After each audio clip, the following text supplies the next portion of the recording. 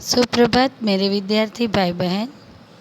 Grammar के बाद आज हम अपना लेसन नंबर पाठ 13 साधुपदेश साधुपदेश जिनके लेखक है काका हाथरसी, जन्म 1906, ईस्वी सन, निधन 1995। काका हाथरसी हिंदी के ज़माने के जाने माने हास्य व्यंग्यकार थे। काका हाथरसी हिंदी के जाने माने हास्य व्यंग्यकार थे। अपने हिंदी जगत में एक विशेष पहचान बनाई है। मूल नाम प्रभुलाल गर्ग था, पर हाथरस में एक नाट्यमंच के दौरान अपने काका की भूमिका निभाई थी। तभी से आपने स्वयं अपना तकल्लुस काक हाथरसी रख लिया। तकल्लुस यानी आप जो बोल रहे हैं ना इंग्लिश में निकनेम, इसे हिंदी में तकल्लुस बोला जाता है। हिंदी के हास्य कविताओं को मंच देने का श्रेय आपको जाता है। जहाँ कहीं भी हास्य कवि सम्मेलन आयोजित होते थे वहाँ काक की अनिवार्य उपस्थिति होती थी। हिंदी की सुविख्यात पत्र पत्रिकाएं तथा धर्मयुग साप्ताहिक हिंदुस्तान, वीणा आदि में आपकी रचनाएं नियमित रूप से प्रकाशित होती रहती थी। कुल मिलाकर आपके नाम 42 संकलन मिलते हैं।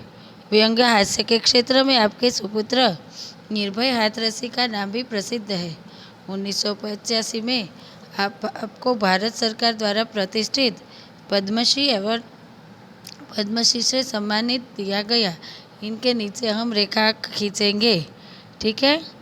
हिंदी अकादमी दिल्ली द्वारा प्रतिवर्ष काका हाथरसी पुरस्कार दिया जाता है। प्रस्तुत रचना में द्रुत ढोंगी बाबाओं की लीला का चित्रण किया गया है। साधुपदेश शीर्षक से तो लगता है साधु अर्थात सज्जन का उपदेश होगा, पर कवि ने व्यंग्य शैली अपनाकर ऐसे साधु ढोंगी बाबा के आदि के प्रति अपना आक्रोश प्रकट किया है। पोथी पढ़ने और माला फेरने से कुछ नहीं होता। एक और हम राम नाम जपते हैं, गौमुखी हाथ में डाल माला के दाने फिरते हैं, तो दूसरी ओर मीठी चूरी भी चलाते हैं। ये कथा कथित साधु बाबा न ज़्यादा पढ़े लिखे होते हैं न ज्ञानी, इसलिए भक्तों द्वारा पूछे गए प्रश्नों का उत्तर न देने पड़े, इसीलिए इस हेतु मौनी बाबा का स्वांग रचाए बैठे रहते हैं।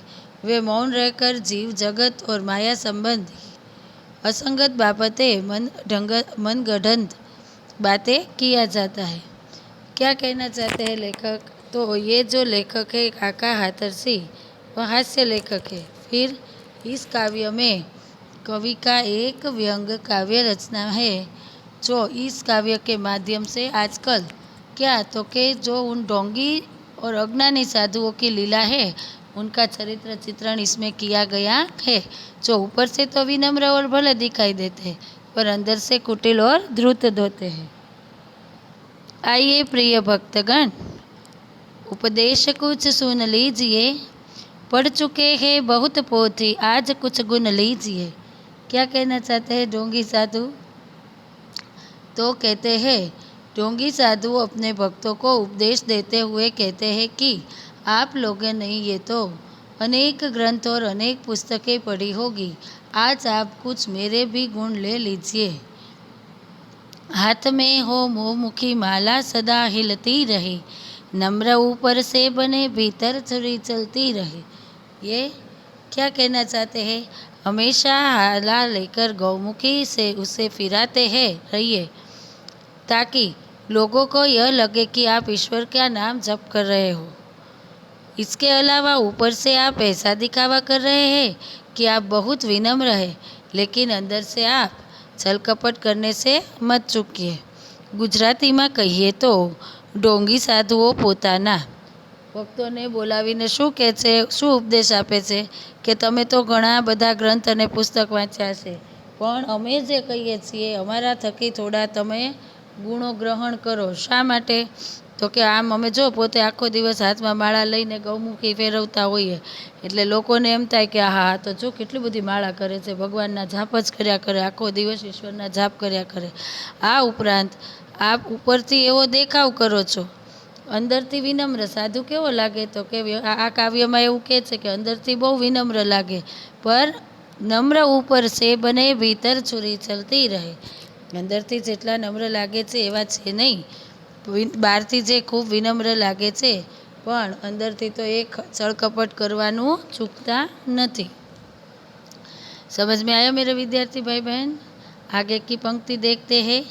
नगर से बाहर बगीचे में बना ले झोपड़ी, दीप जैसी देह चमके सीप जैसी खोपड़ी. तर्क करने के लिए आ जाए कोई सामने, खुल न जाए पोल इस भय से लगे मत कापने.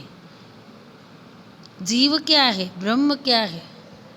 શું કહેવા માગે છે તો કે ઢોંગ કરને કે લીએ જો સાધુ જો હોતે હૈ નગર સે બહાર, હંમેશા આપણને ખબર છે મઢુલી બધી બનાવે સંતો, એ પોતાનું ક્યાં હોય તો કે નગરની બહાર કોઈ પણ બગીચો હોય. ढोंग करने के लिए क्या जरूरी है, इस कविता में क्या कहा है इस पंक्ति में कि ढोंग करने के लिए ऊपरी दिखावा करना जरूरी है, इसलिए साधु का सच्चा वेश बना के कुछ चीज़ों का सहारा लिए वो अपने आप को शहर से दूर किसी बगीचे के बीच में एक कुटिया बना में रहता है. सच्चा साधु तो दिखाई देने के लिए वो क्या करता है, अपना उलिया बदल देता है, माथे पर मुंडन करा लेता है, सिर ये जो तिलक लगाता है, कितनी सारी माला पहनता है, धोती पहनता है, शरीर चंदन तिलक करते हैं, श्रृंगार करते हैं और शरीर आपका चमकता हुआ, એટલે ઢોંગી સાધુની વાત છે કે કેવું चमकता हुआ शरीर दिखाई दे. यदि कोई व्यक्ति किसी न किसी विषय पर तर्क करे तो डर से भयभीत न हो, अने डरे नहीं क्योंकि आपकी पोल खुल जाएगी, बल्कि हिम्मत से काम ले और निडर बने रहे. શું કહે છે? खुल न जाए पोल भय से लगे मत कापने. एम जीव क्या है, ब्रह्म क्या है, तू कौन है, मैं कौन हूँ, स्लेट पर लिख दो महोदय आज कल में मौन हूँ. धर्म संकट शीघ्र ही इस युक्ति से कट जाएंगे, सामने से तार्किक विद्वान सब हट जाएंगे. क्या कहते हैं?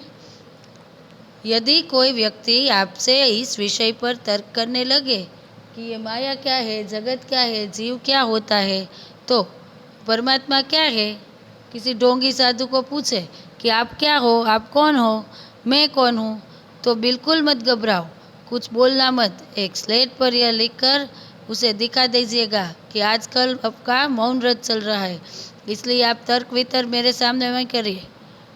इस उपाय से आप एकदम मुक्त हो जाएंगे. तर्क करने वाले अपने आप वहाँ से चले जाएंगे. ગુજરાતીમાં કહીએ તો જો કોઈ વ્યક્તિ આપની સાથે કોઈ બાબતમાં, એટલે સાધુ કહે છે કે જો કોઈ એવો તર્ક ખોટો કરે અથવા તો ચર્ચા કરવા આવે કે ભાઈ પરમાત્મા શું છે, હું કોણ, આપ કોણ છો, તો એ ઢોંગી સાધુડો કહે છે કે જરાય કાંઈ ગભરાતા નહીં, કશુંય બોલ્યા વિના ફક્ત એક પાટી લખીને રાખી દેવાનું કે આજકાલ મારું મૌન વ્રત ચાલે છે, એટલે ઓટોમેટિક આ કાંઈ તર્ક વિતર્ક કરશે નહીં. અને આ ઉપાયથી જે ઢોંગી સાધુ છે એ એકદમ બચી જશે એમ. અને પેલા સામેવાળા જે તર્ક કરવાવાળા છે એ વહાસે સામને કે તાર્કિક વિદ્વાન સબ હટ જાએંગે, એ ઓટોમેટિકલી તર્ક કરનાર પોતાની મેળે ત્યાંથી ચાલ્યા જશે. किए जा निष्काम सेवा सब फलेच्छा छोड़कर, याद फल की जब सदा एक खा पपीता तोड़कर, स्वर्ग का झगड़ा गया भय भी नरक का छोड़ दे, पाप घट भर जाएंगे तो काशी पहुँच कर फोड़ दे. શું કહે છે? आप बिना किसी काम या कामना या इच्छा, मनुष्य कामना से ग्रस्त है, इच्छाओं से ग्रस्त है, उसकी इंद्रियों में ये होता है, तो वो बोलते हैं कि इस इच्छा और कामना से सेवा करते रहिए, फल की परवाह बिल्कुल मत कीजिए. यदि फल की कभी याद आ जाए तो इधर उधर हाथ मारकर जो हाथ में आ जाए वो झपट लीजिए। क्यों? क्योंकि ये साधु कैसे है? लंपट साधु है, इसलिए इसको ऐसा विचार आता है। स्वर्ग प्राप्ति का कोई वास्ता मत रखिए। स्वर्ग में जाने से तो ये सब नहीं होगा, इसलिए नर्क में जाने का डर भी मन से निकाल दीजिए। यदि आपके पापों का बड़ा घर जाए, यानी पाप ज़्यादा हो जाए, तो चिंता मत कीजिए, सीधा पाप मोचीनी काशी એટલે કે काशी જઈને વસી જવાનું એમ। वहाँ आपके सब पाप साबुन के बिना चुटकी में धुल जाएंगे। ऐसा ये साधु ढोंगी जो है वो मानते हैं। गुजराती में कहिए तो कोईनी फळनी आशा क्यारेक એટલે કે કોઈ પણ કામ અને ઈચ્છા વગર લોકોની સેવા કરતા રહો। ફળની બિલકુલ ચિંતા ન કરો, અને ફળની જો ક્યારેય યાદ આવે તો આમ તેમ હાથ ફેરવીને જે હાથમાં આવી જાય એ ઝપટી લેશો। એટલે આ લંપટ સાધુ શું કરે છે? તો કે ધર્મના નામે બહુ બધા લોકોને છેતરીને લંપટી લે, એટલે કે ઝાપટી જાય। ઝાપટવું એ ગુજરાતી શબ્દ છે, પણ ઝાપટવું એટલે ઓલું આપણે કપડું લઈને ઝાપટીએ એમ નહીં, ખાઈ લેવું, પૈસા લઈ લેવા, જતું રહેવું, મોટરો મોટી મોટી માગીને ફરવું એમ। સ્વર્ગની પ્રાપ્તિ સાથે આ ઢોંગી સાધુઓને કાંઈ સંબંધ હોતો નથી, અને એને નર્કમાં જવાનો પણ ડર નથી હોતો। એટલે એ બીજાને પણ એમ કહે છે કે નર્કમાં જવાનો મનમાંથી ડર કાઢી નાખજો। જ્યારે આપણા પાપનો ઘડો ભરાઈ જાય અથવા તો પાપ વધી જાય તો જરાય ચિંતા નહીં કરવાની, આપણે તો સાધુ છીએ, એટલે ગમે ત્યારે મોક્ષ મેળવવા માટે કાશી ચાલ્યા જવાનું, ત્યાં આ બધા પાપ ચપટી વગાડતા ધોવાઈ જશે। આમ આ સાધુ ઉપદેશ એટલે કે એક હાસ્ય અને વ્યંગ કાવ્ય એમ। હકીકતે આ સંસ્કૃતિ મુજબ, આપણી સંસ્કૃતિ મુજબ આવા સાધુ હોવા જોઈએ નહીં, પણ આમાં કાવ્યમાં કવિએ ઢોંગી સાધુ એટલે કે ઉપરનો દેખાવ કરવાવાળા, તર્ક વિતર્કનો જવાબ નહીં આપવાવાળા એવા જે સાધુઓ છે એની આમાં ખૂબ સુંદર રીતે વાત કરી છે। मेरे विद्यार्थी भाई बहन, मेरा प्रयत्न रहा आपको समझाने का। आशा रखती हूँ आपको काव्य समझ में आ गया होगा। आपको उसका स्वाध्याय लिखना है, ठीक है। मंडे से मैं आपको एक स्पेशल होमवर्क देने वाली हूँ। रोज़ आपको वह होमवर्क आपकी फेयर बुक में लिखना है, ठीक है। तो आज का यह साधुपदेश 13 जो है पाठ, उसका शब्दार्थ आपको लिखना है फेयर बुक में, मुहावरे कहावत लिखनी है। स्वाध्याय तो जो है MCQs वो तो आ जाते हैं वर्कबुक में, एक एक वाक्य में प्रश्न के उत्तर लिखना है, ठीक है।